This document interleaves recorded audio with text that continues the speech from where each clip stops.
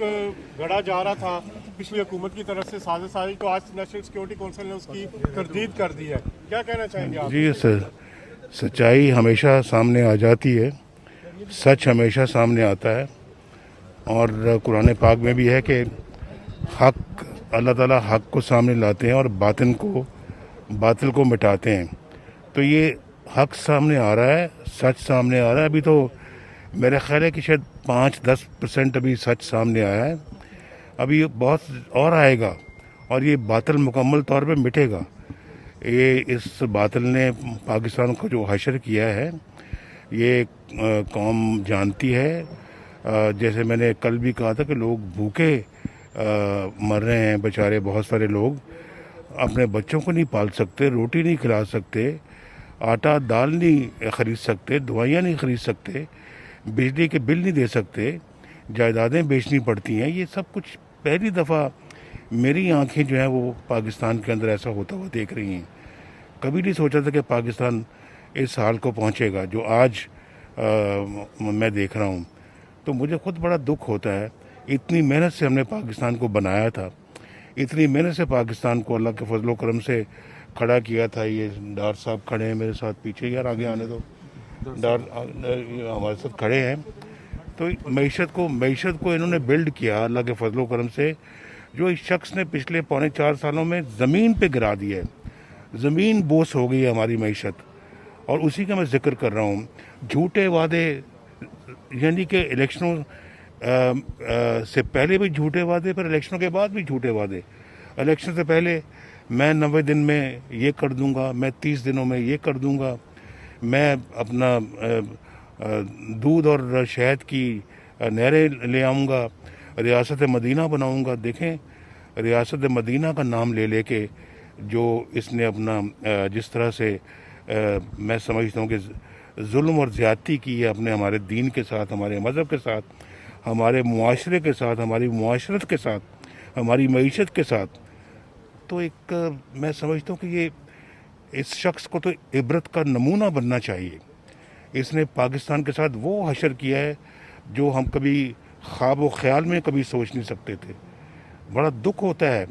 और आइंदा देखे क्या अज़ाइम लेके बैठा हुआ है, किसी बात को मानता ही नहीं है, ना कानून को मानता है, ना आइन को मानता है, ना पार्लियामेंट को मानता है, ना अभी एक तुम्हारे ख़िलाफ़ एक बिल्कुल लीगल वो आया है वोट ऑफ नो कॉन्फिडेंस की मोशन, तुम मानो। सुप्रीम कोर्ट को फैसला देना पड़ा अपना, बताएं।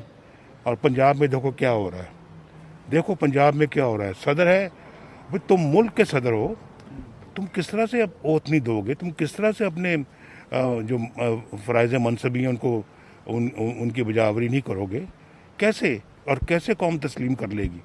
मैं तो नहीं तस्लीम करता, मेरा दिल बिल्कुल तस्लीम नहीं करता, मेरा ज़मीर इसको तस्लीम नहीं करता। और मैं आप जानते हैं कि मैं इन चीज़ों के ख़िलाफ़ लड़ता रहा हूँ और मैं लड़ूंगा इंशाअल्लाह ताला जब तक कि हमारी जमहूरियत की और हमारे इस जो है वो नज़रिए की आखिरी फतह नहीं होती। सदर को हटाया जा सकता है क्या? मीटिंग होगी आज फिर सदर को हटाया जा सकता है? मैं अभी देखें, मैं इस तरह की जो ना वो सवालात के जवाबों में मैं नहीं पढ़ना चाहता, लेकिन ये काम उनके ठीक नहीं है।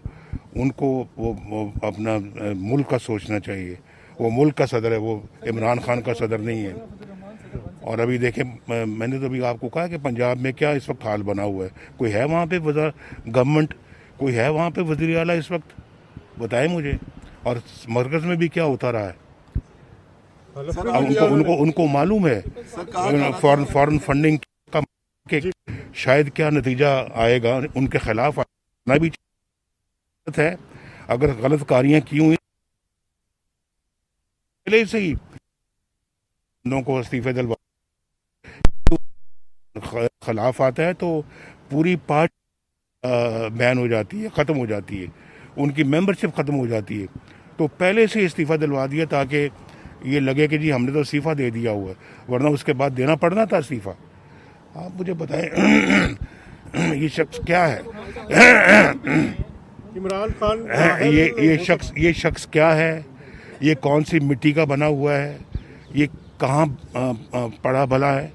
कहाँ ग्रूम हुआ है? कहाँ اس کی پرورش ہوئی ہے. کون ہے یہ بندہ؟ ذرا میرا خیال ہے قوم کو سوچنا چاہیے کہ ہم کس بندے کو لے آئے ہیں اور کس کو ہم نے ہمارے ملک کے 22 کروڑ عوام کو مسلط کیا. Thank you. اچھا سر، بلاول صاحب آج ملنے آئیں گے سر؟